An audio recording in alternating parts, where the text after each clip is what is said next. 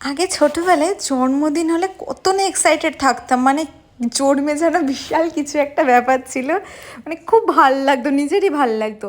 আর এখন বয়সের সাথে সাথে এমন হয়ে গেছে যে ঠিক আছে, নর্মাল দিন একটু আলাদাভাবে সেলিব্রেট করব, এই যা।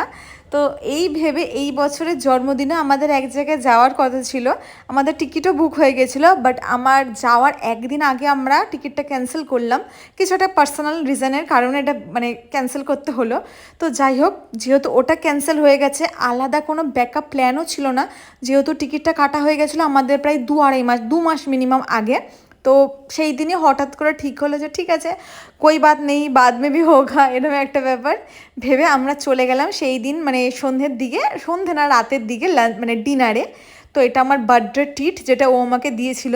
সেদিন আর ঘরে কিছু রান্নাবাড়ি হয়নি, রাত্রে চলে গেলাম আর এইখানে আমরা দুজন মিলে আমার বার্থডেটা সেলিব্রেট করলাম।